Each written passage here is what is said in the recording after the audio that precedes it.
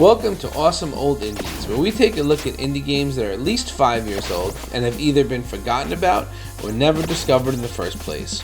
As I wait patiently for my physical versions of Shinobi and Ninja Gaiden Ragebound, I decided to check out an old indie ninja game to tide me over called Senki DX. Released in Steam in 2016, although it started off life as a free-to-play downloadable game in 2010. That game is still available, and I will leave a link in the description. The Steam version is a slightly upgraded edition with some new modes, a few reworked graphics and sound effects, but it is largely the same, so if you don't want to spend the $5 to try the game out, download the free version. The opening cutscene gave me a flashback to the arcade Double Dragon 2. There is a girl standing in a room, minding her own business, and then a ninja appears and kills her with a throwing star. You play as Hayate on a quest for revenge against the evil ninja that killed your girl. Gameplay here is very retro. Controls are simple but very fast and responsive. You have two buttons. One is jump, and you could also use this to double jump, and the other one is an attack that comes in the form of infinite throwing stars. That's it. You never get any upgrades, sub-weapons, or anything else. Just jump and throwing star. You also have 2 lives, and once you lose both of them, you have to restart the stage. You do have infinite continues, and you could save and pick up where you left off, so there are some modern conveniences. There are 16 levels here, 8 worlds with 2 stages each. They kind of run the gamut of what you would expect from an 8-bit platformer. You get a forest, caves, ninja castle, stuff like that. All the environments are interesting, and the enemy variety here is really large. I was surprised that the game was constantly throwing new enemies at you. They are not just palette swaps. Typically, when you run into a new enemy, you have to learn their pattern and what they're capable of. This continued throughout the entire game, with even the last level introducing you to some new enemies. I like that, as it kept things fresh throughout the entire adventure. The first enemies you run into are really simple. You just walk at you and die in one hit.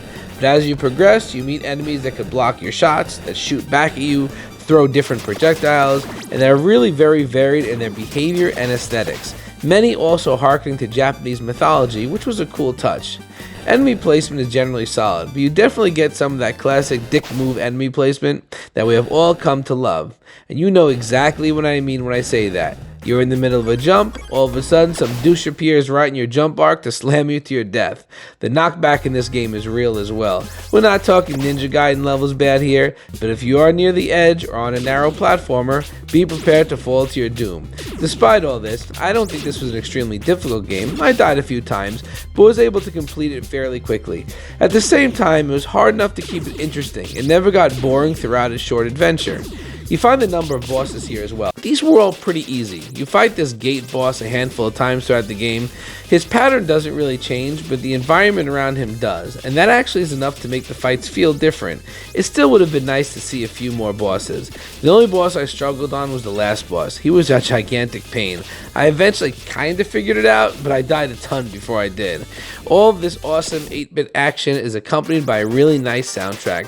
The whole game could be completed in under an hour on your first playthrough, but it incentivizes you to go back and replay it by opening up challenge modes and boss rush after you beat it. There are also multiple endings and awards to achieve for doing things like killing all the enemies and collecting all the coins. There is a counter on the right side of the screen, so you always know if you missed one. I also like this, as it served as kind of a progression meter, that on the more difficult levels, it was nice to know that I was almost at the end, since I collected all the coins and I was able to breathe a sigh of relief. Senki DX is one of those awesome fun retro platforms that is more than a decade old. It is currently sitting at just under 70 reviews, but this is a game that I think more people should play, and fans of retro games will really enjoy. It sells for $5 full price, but if that is too much, just download the free version and give it a go. It is a fun game that captures the retro feel perfectly.